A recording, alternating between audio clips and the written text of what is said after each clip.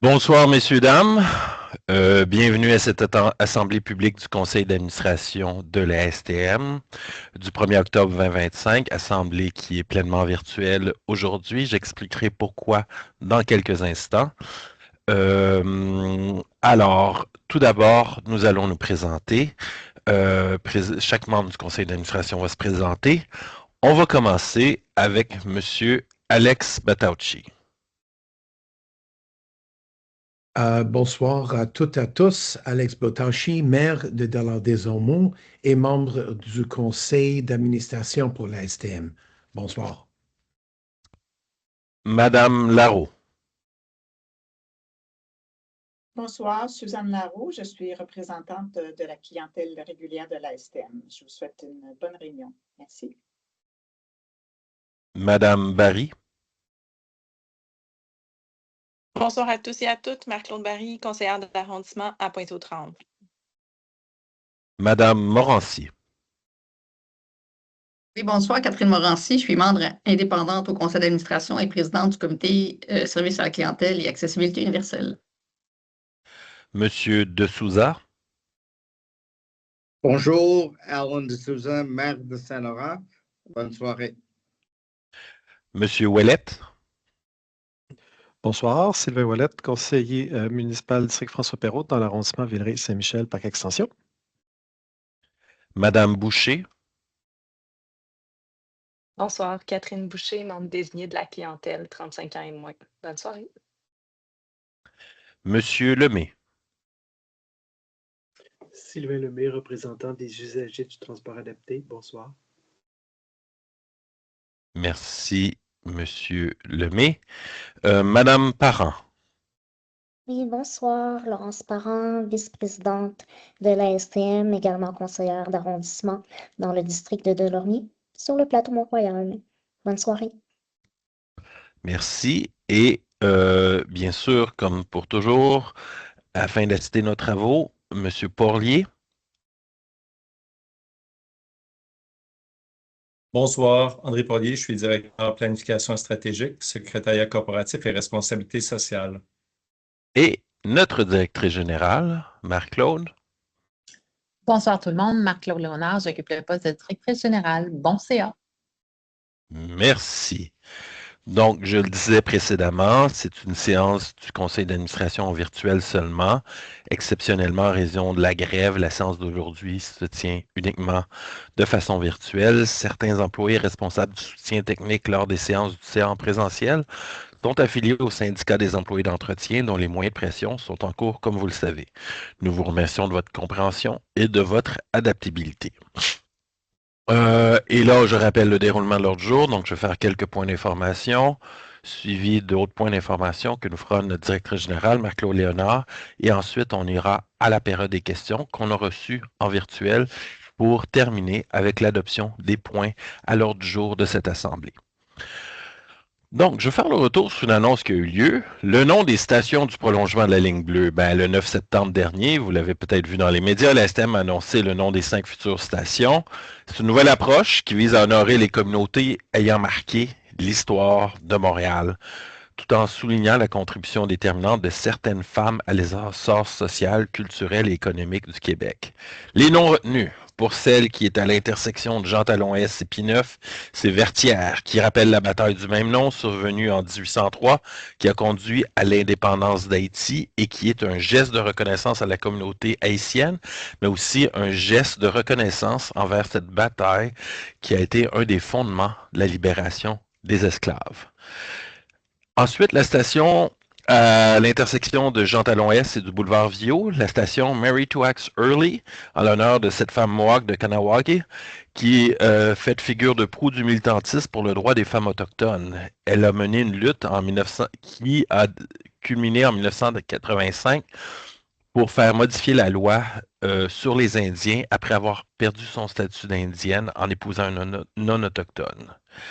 La station à l'intersection de Jean-Talon-S et de Lacordaire se nommera Césira Parisotto, en l'honneur de Madame Parisotto, aussi appelée Mère Anselme, figure marquante de la communauté italienne au Québec, membre de la congrégation des Sœurs de la Charité de Sainte-Marie. Elle a fondé plusieurs institutions, dont les écoles et l'hôpital Marie-Clarac.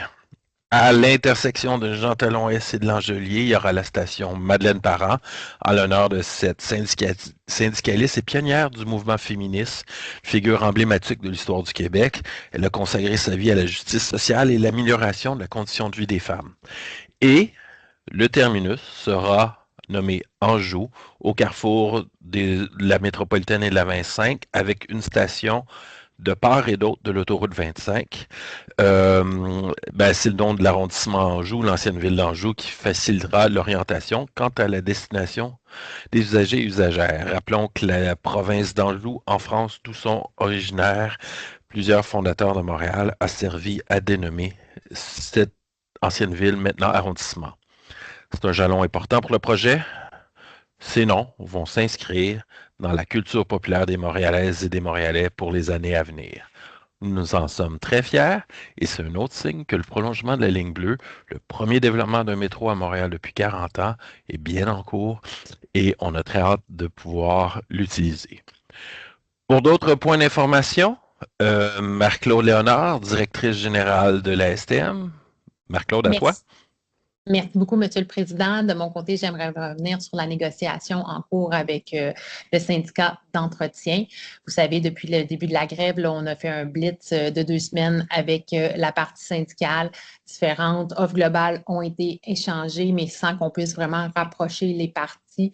Donc, on est vraiment devant un impasse et on regarde pour la prochaine étape là, qui est prévue au niveau de la loi.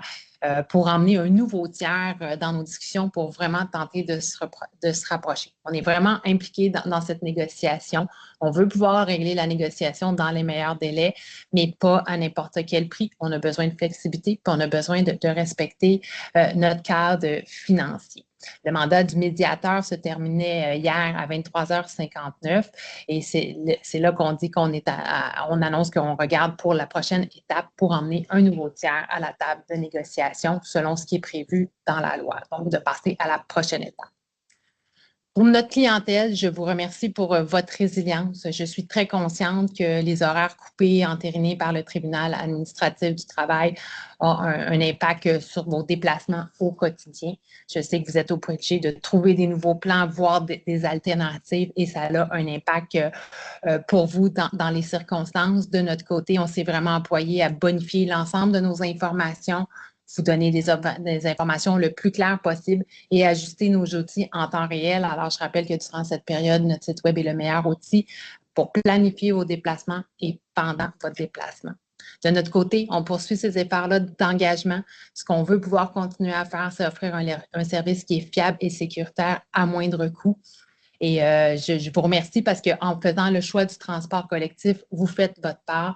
Et du côté de la STM, je vous remercie de cette patience-là parce que pendant ce temps-là, nous, on essaie de faire notre part pour moderniser nos conditions, mieux contrôler nos coûts et avoir la flexibilité nécessaire pour vous livrer le meilleur des services à moindre coût. C'est voici ce qui fait le tour des nouvelles du dernier mois. Merci.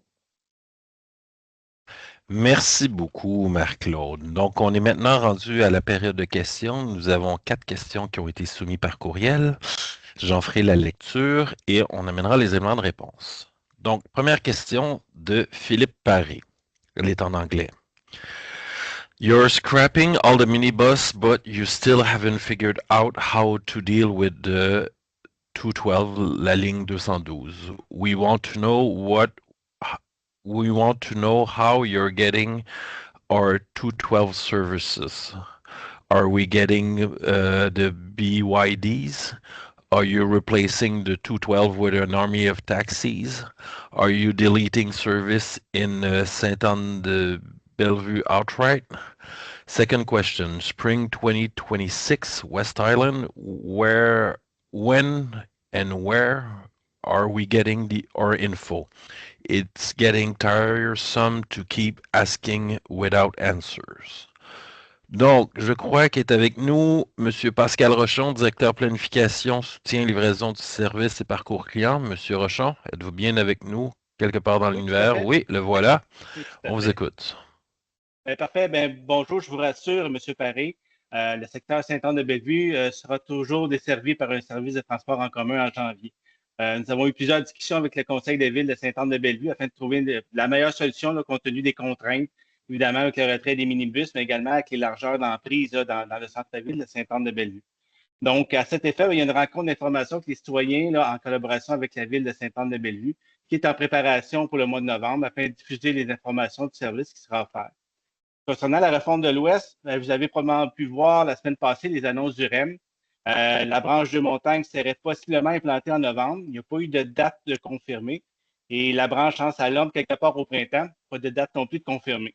Donc, c'est notamment pour ça que la RTM a demandé à la STM de décorréler, donc de séparer la mise en place de la refonte avec l'ouverture du REM. C'est important de mentionner que le réseau bus de la refonte, c'est un réseau maillé interrelié. Donc, les deux branches du REM doivent être en fonction afin de mettre en place la refonte. Donc, je comprends que cette incertitude-là n'est pas l'idéal, mais nous sommes en discussion avec la RTM actuellement pour identifier le meilleur moment pour la mise en place de la refonte. Et tous les outils de communication, les infos clientèles, l'outil là, pour faire des dissimulations vont être en place plusieurs mois avant l'annonce et l'implantation pour laisser justement suffisamment de temps à la clientèle pour être informée des changements. Merci beaucoup, M. Rochon. Prochaine question de Normand Bellil. J'utilise l'application Chrono et l'application Transit et lorsqu'il y a des détours de longue durée, l'application Chrono ne s'ajuste pas au nouveau parcours comme le fait l'application Transit.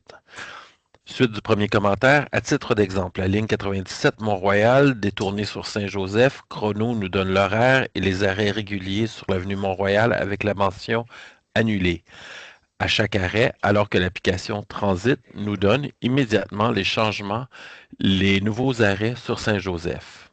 Donc, pour répondre à cette question, M. David Chagnon, directeur planification, soutien, livraison de services et parcours clients. M. Chagnon, on vous retrouve. Bonsoir. Merci, on vous écoute. Donc, merci, monsieur, pour votre question. Vous avez totalement raison. L'application Chronos, on ne voit pas les parcours pour les détours, tout comme on le voit, là, comme vous le mentionnez sur Transit, et il faut le mentionner là, sur le site web de la STM. Pour répondre à votre question, vous avez encore une fois totalement raison. Là, sur l'application Chronos, on voit seulement que les arrêts sont annulés.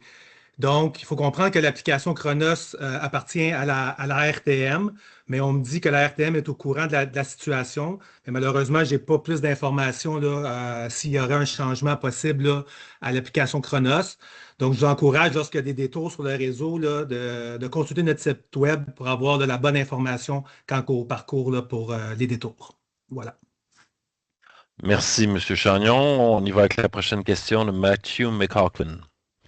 Selon Radio-Canada, les autobus du SRB P9 circulent moins vite qu'avant sa construction. Heureusement, c'est en partie dû au plus fort achalandage. Or, on s'est privé d'un atout principal du SRB, la possibilité de percevoir les titres aux arrêts, ce qui accélère le service en éliminant les fils pour payer à l'entrée de l'autobus. J'invite la STM à réfléchir à implanter une telle solution. Monsieur Rochon. Oui, bonsoir. Effectivement, c'est une mesure efficace. Cependant, c'est important de mentionner que le projet de SRB P9 relève de la RTM. Donc, les décisions s'étaient faites en termes de gestion sont de responsabilité, notamment ce qui concerne les équipements qui seraient nécessaires à ce mode de paiement et de fonctionnement. Ceci dit, nous proposons tout de même l'embarquement par toutes les portes aux stations, ce qui permet justement d'avoir une plus grande fluidité là, pour améliorer les temps d'embarquement de la clientèle. Merci, M. Rochon. Donc, si on résume, c'est une bonne idée. On est d'accord avec vous, M. McCaughlin. Tout à fait. Question numéro 4. Christopher Anstichin.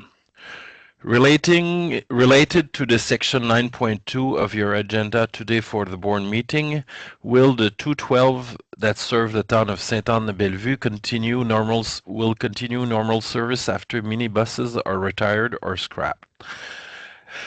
Can I also get more information related to what will happen to the bus network when the Deux Montagnes branch of the REM opens in November? And when will we know the buses network modification for the REM? Monsieur Rochon? Oui, en fait, c'est la question est identique à la première. C'est les mêmes informations.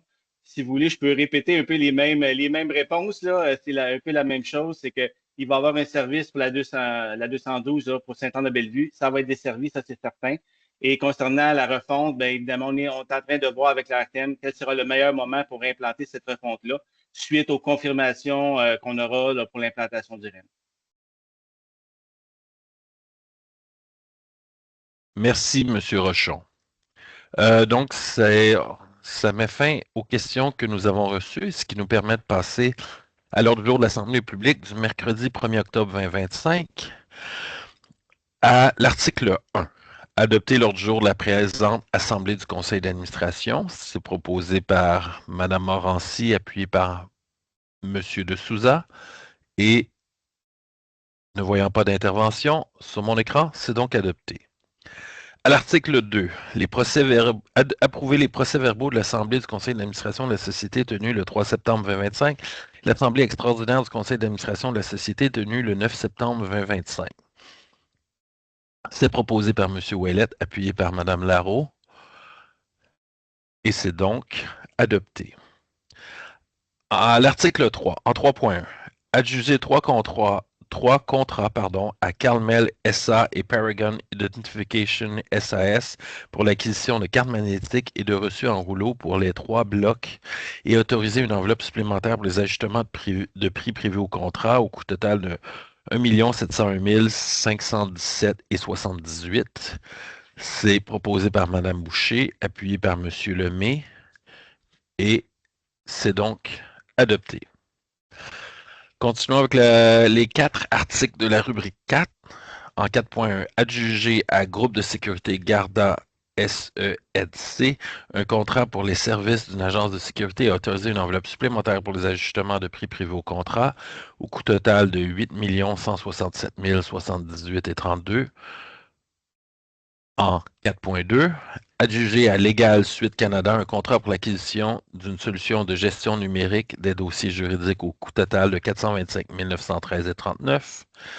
En 4.3, adjuger à Société en commandite Transport de valeur gardant un contrat de service de transport d'argent et de titres par camion blindé au coût total de 425 468,15. En 4.4, autoriser une augmentation de l'enveloppe budgétaire et l'exercice de la deuxième option de renouvellement pour les blocs 2, 3, 4A et B du contrat d'acquisition de services de liens de télécommunications adjugé à Bell Canada et Vidéotron au coût total de 428 945,58. Donc, ces 4 articles sont proposés par M. Ouellet, appuyé par Mme Barry. Et ne voyant pas de demande d'intervention, ils sont donc adoptés. En 5.1, adjuger à l'Arbre et associé arpenteur géomètre un contrat pour l'acquisition de services professionnels en arpentage et autoriser une réserve pour contingence au coût total de 1 597 922,55. C'est proposé par M. de Souza, puis par Mme Morancy, et c'est donc adopté. À l'article 6, adopter le règlement R001, charte du Conseil d'administration de la STM.